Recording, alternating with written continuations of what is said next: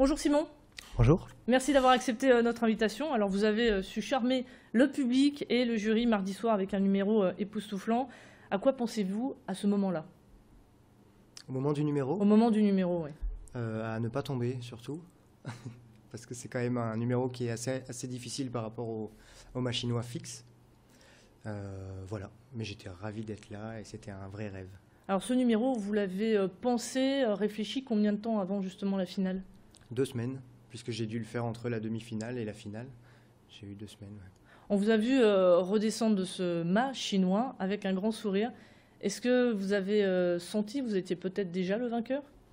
Non, pas du tout, mais j'étais très fier d'avoir fait ce numéro avec ce texte justement au début du numéro. Alors justement, pour le texte, pourquoi avoir choisi de coller ce texte-là, un texte qui raconte l'histoire d'un élève, c'est ça, qui est assis au fond de la classe et qui finalement va vers le succès? Alors c'est pas exactement ça le thème du texte. Le texte c'est Robert Lamoureux qui l'a écrit et il raconte que le dernier de la classe n'est pas forcément le dernier partout. Donc c'est pas un élève qui va évoluer, c'est simplement un message d'espoir qui dit que ça peut évoluer, que si le dernier de la classe trouve sa voie et qui fait tout pour y arriver, il y arrivera. Alors justement, on va revoir les images ensemble. Voilà, elles arrivent, hein, ces images. Bon, on a un petit problème d'ordre technique, c'est pas bien grave.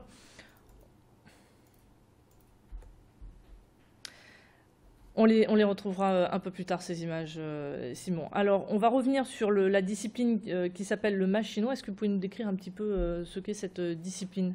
Ouais. Le machinois, c'est une barre de 6 mètres de haut qui est recouverte de caoutchouc, ce qui fait que ça agrippe un petit peu et on peut grimper dessus, faire des figures, faire notamment le drapeau, la figure que je fais le plus et que je préfère. C'est de tenir à l'horizontale, en fait, à l'équerre, que par la force des bras. Et vous avez fait vos armes à l'école du cirque de l'homme. Voilà. C'est un beaucoup de projecteurs quand même pour cette école, non? Ouais, j'en suis ravi, parce que c'est vraiment une bonne école. Vous avez eu déjà des retours, j'imagine qu'ils vous ont beaucoup soutenu dans cette aventure. Oui, énormément. Alors aujourd'hui, avec du recul, qu'est-ce que vous avez appris justement là-bas à l'école du cirque de l'homme et qui vous a été très utile pour cette compétition? Tout. Je me suis construit à l'école de cirque de l'homme, autant techniquement en machinois Ça y est, on voit les images. que corporellement. Elles ont mis un peu de temps à arriver, mais on les voit arriver, hein. Ok. Donc vous nous disiez, qu'est-ce que vous aviez appris justement pendant que vous étiez sur ce mât chinois? Qu'est-ce qui vous a été très utile? Eh bien, la technique déjà, comme je vous disais, et surtout la présence de pas être trop timide, de pas être trop expressif, de pas en faire trop, de rester soi-même, de savoir se tenir droit, de danser, de parler, parce que c'est moi qui parle au début du numéro. J'ai vraiment appris beaucoup de choses dans cette école. Et de cette expérience à la France un incroyable talent, qu'est-ce que vous allez en retenir? Ouais, énormément de choses. Je me suis construit en même temps dans cette émission. J'ai vu une évolution dingue depuis le mois d'août. Sur quoi par exemple? Que ce soit sur mon corps, parce que je me suis entraîné beaucoup et donc je me suis musclé beaucoup. Ça, on l'a bien vu, hein. J'ai- mais du coup, je suis devenu beaucoup plus fort et beaucoup plus résistant aussi sur le machinois, je le sens. Et je pense que c'est que le début.